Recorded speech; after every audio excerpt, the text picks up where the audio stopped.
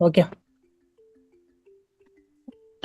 And welcome again to another exciting episode. This is the Morning Catch Up, and it is an amazing Heritage Week this week. And we are so excited because we are celebrating our diverse cultures all around South Africa. In today's beautiful episode, we have the amazing and very prominent figure in the arts industry. We have Elcardo Chulu, who's going to be talking to us all about the work that he's doing, especially in Uppington, the stuff that he does in Masekana. But let me actually introduce him. Hello, Elcardo, and how are you?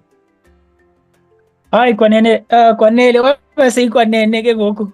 Maybe that means something good. It's something good. I Uh, definitely think so. And how's it today? I mean, happy Heritage Day, happy Heritage Week also. How are you celebrating Heritage Week? Today we're celebrating Heritage Week by hosting, let me just repeat that. Today we're hosting Heritage Week by hosting the people of waste management. So we have a crew that's coming from Cape Town. They turn waste into art. So yeah, we're busy wrapping up, and then we'll have a program with them from workshops into stage design through waste management. I almost said waste management to waste material, and Yeah. then also on your costumes also through waste material. Wow, exciting. And I think we want to definitely hear more about that later in the show. But before we start, then let us know, who is Elcardo? Give us a brief history of who Elcardo Chulu is for our audience. So Elcardo is a young man. I always say I'm a young man. Elcardo is a young man based in the Northern Cape, who then took the initiative to start a art center, self-built art center out of Czech. It's a Czech theater actually. Uh, Elcardo then himself has been in the ranks, arts politics for instance, like your Steve Stars have been involved with them. I then also was part of the policy and dance document as part of their task team, and now currently part of that interim structure which was now identified during the boss parade. So yeah, that's who I am in essence.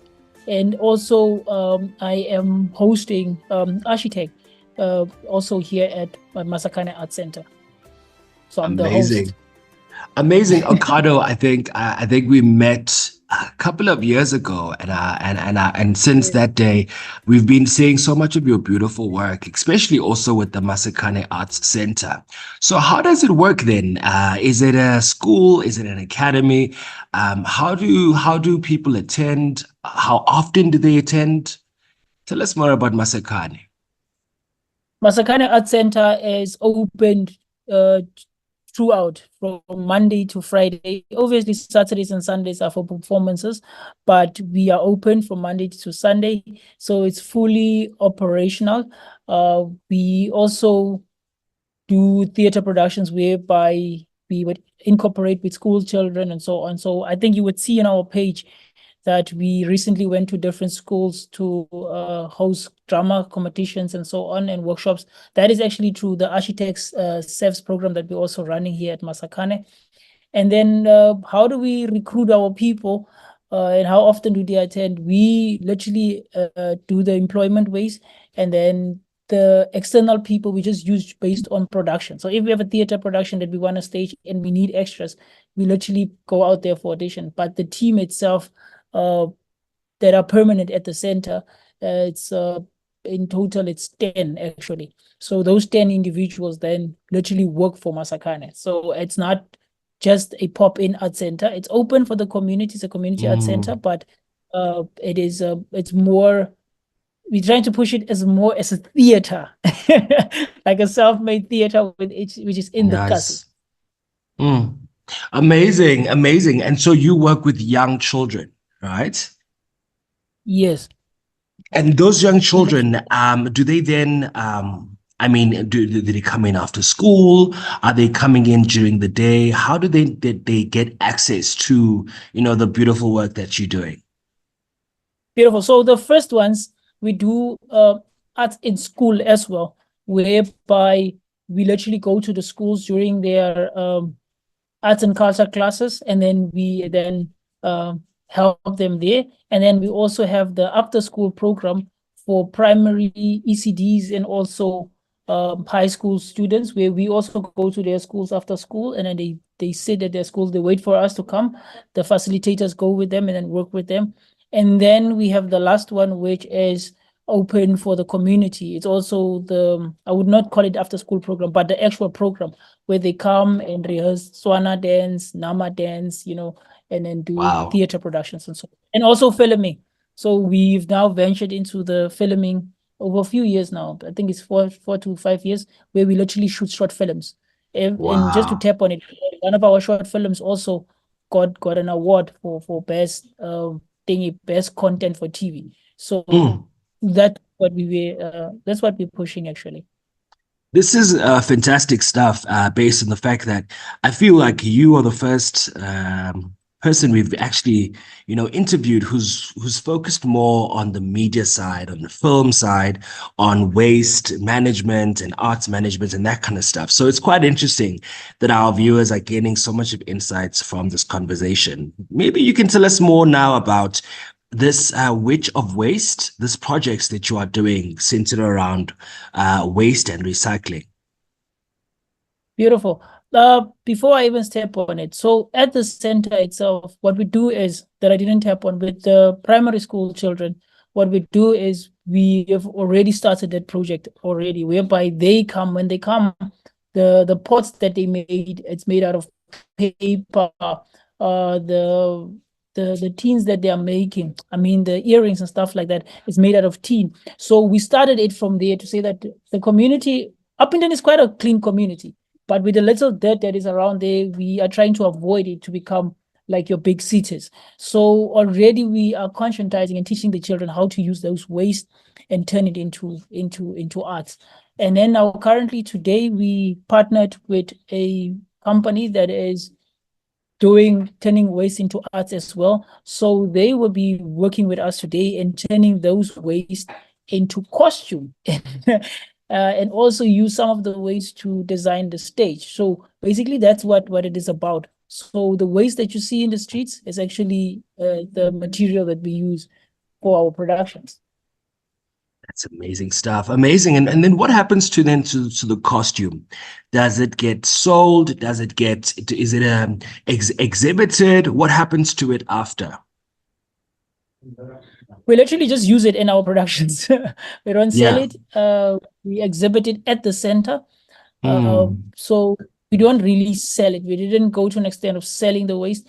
We rather mm. use that product in the production. So we literally do it. We're working on a production even now called House Tare. It's a Nama versus Swana production. So it's a production that has both Nama, the Nama language, and also the Tswana language. And through that, we will be using also the waste.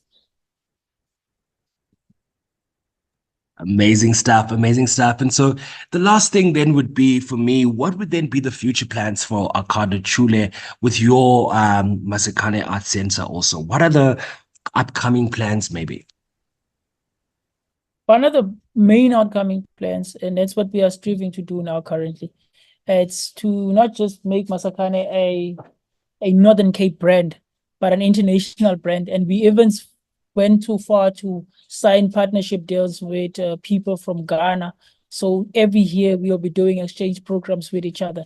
So that's our main aim. But obviously, as I did make mention about, this art center is not an art center which was made or developed by government or the municipality. It is an RDP house. So our idea is to really build a very big multi-purpose art center where all the different creatives within the province and in the country can then, be part and stage their work at the center. And then just to make, sorry, I missed this one out. Like we got approached now recently by a team of theater practitioners from Malawi, and they also would be utilizing our space to do their productions. So we're more venturing in that element to have an actual bigger building which is multi-purpose art center for Masakan. I think that's our bigger dreams.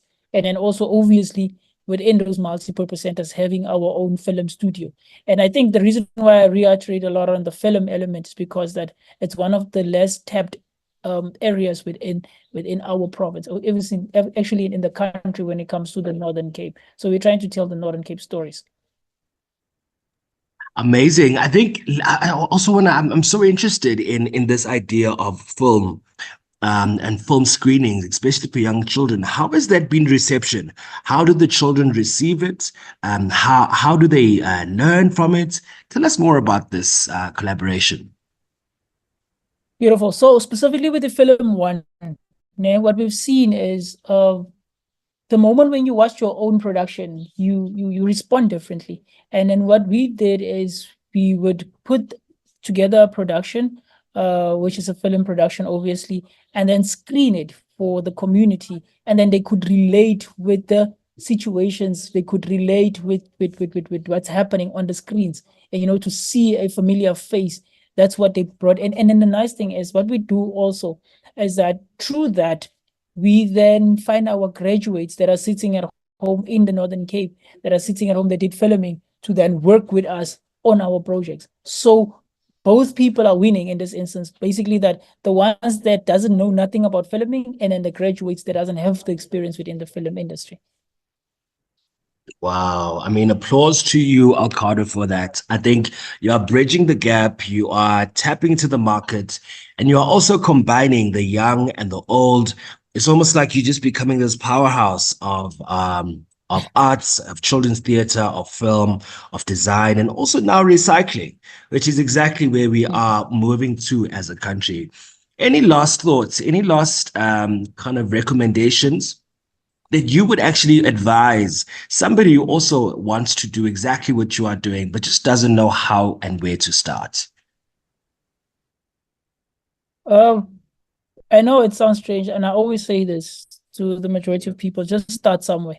Uh, I started with backyard theater, which is my mom's backyard, and then I recruited people to say, let us start this thing. So I would just tell them just to start, leave the formalities and stuff like that. Start on writing your productions, take your phone out and record it, and then shoot your short films that you want to do that.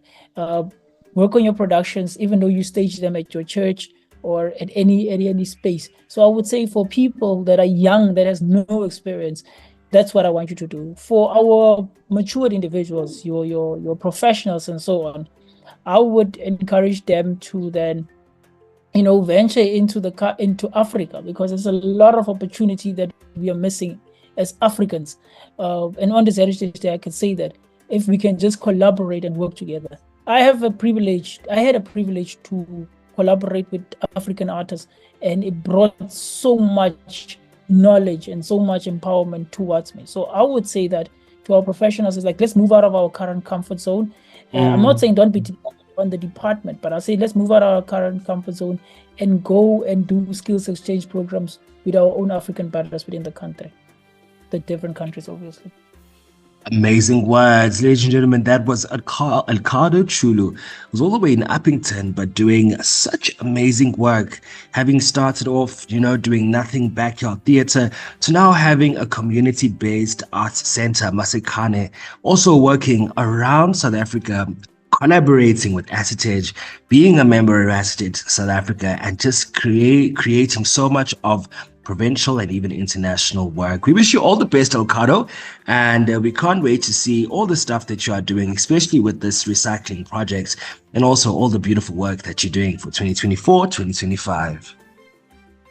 Cornelia Tusi, I have to say this: you one of the best interviewers, presenters that I've ever spoken with. It gives me an opportunity. I just feel like I must explore more. I know I'm busy today. I'm extremely busy, but it was very lovely talking to you. I would not mind to be brought back and be like have a more broader interview with you with regards to the creative industry.